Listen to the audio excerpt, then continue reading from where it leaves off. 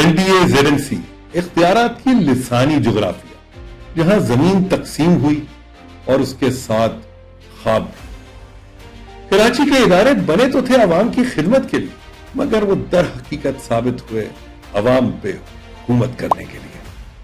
یہ وہ قسط ہے جہاں کراچی کے ادارہ جاتی تقسیم اور سیاسی لسانی خلیج کی جڑیں کھل کر سامنے آئی۔ یہاں ہم بات کریں گے ملیر، لیاری، کرنگی اور دیگر علاقوں میں علیحدہ اداروں کے قیام کے سیاسی محرکات، MDA اور LDA کے قیام کے مقاصد، زونل میونسپل کارپوریشن کا تجربہ، لسانی تقسیم اور شہری انتظام کا بگاڑ، زمین کی سیاست اور کرپشن نیٹ ورک، ایک شہر کئی بادشاہ، اختیارات کی بندرماٹ۔ یہ شہر متحد نہیں، اداروں میں بٹا ہوا ہے۔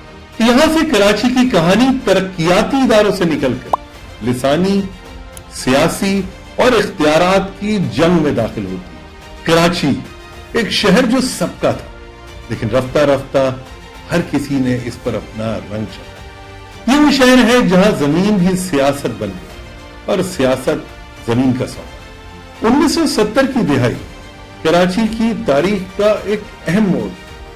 ایک طرف مشرقی پاکستان الگ ہوا تو دوسری طرف کراچی میں شناخت کی جنگ نے جنم لیا۔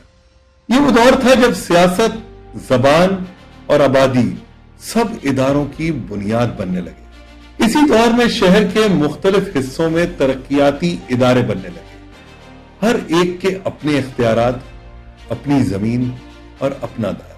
1973 میں لیاری ڈیولپمنٹ اتھارٹی وجود میں آئی۔ دعویٰ کیا گیا کہ مقصد لیاری کی عوام کو بہتر رہائش دینا، زمین کی الاٹمنٹ دینا۔ لیکن جلد ہی LDA ایک نیا سیاسی میدان بن گیا۔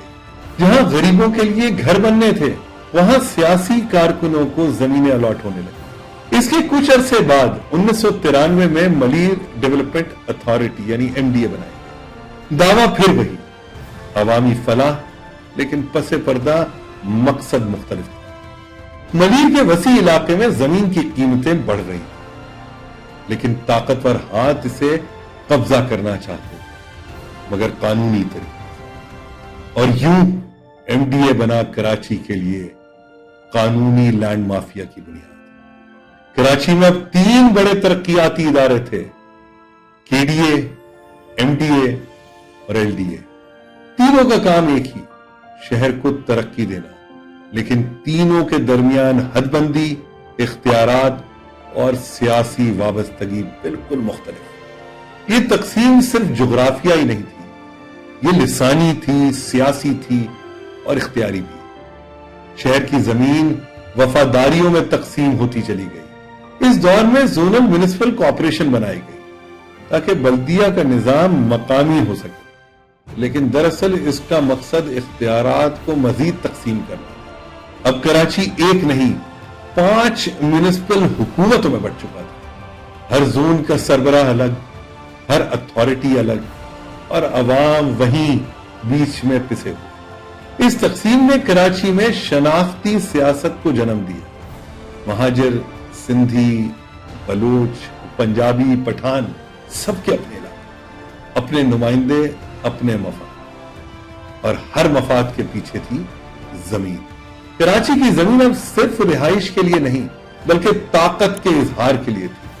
ہر نئی حکومت نے کراچی کے لیے نیا ادارہ بنایا، لیکن کسی نے پرانے ادارے کو ختم نہیں کیا۔ نتیجہ یہ کہ آج ایک پلاٹ پر 3 اداروں کا دعویٰ ہوتا ہے۔ کون ہے اصل مالک؟ کوئی نہیں جانتا۔ یہی وہ موقع تھا جب کرپشن، مافیا اور قبضہ گروپوں نے جنم لیا۔ کاغذی ملکیت، فائلوں کا کھیل، جعلی اسکیمیں، کراچی کی ترقی ایک نفع بخش کاروبار بن گئی۔ کراچی کی عوام کو تو یہ بتایا گیا کہ ترقی ہو رہی ہے، مگر زمین حقیقت میں سیاست کے ہاتھوں میں گروی رکھی جا چکی تھی۔ ترقی کے نام پہ بننے والے ادارے اصل میں شہر کے اندر ریاستیں بن گئے۔ وقت گزرتا گیا اور 2000 کے بعد کراچی ڈیولپمنٹ اتھارٹیز کا جال مزید پھیل گیا، لیکن عوامی مسائل، پانی، صفائی، سڑکیں، ٹرانسپورٹ، اب بھی وہیں کہیں رک گئی. کسی کے پاس اختیار نہیں، سب کے پاس عذر ضرور تھا.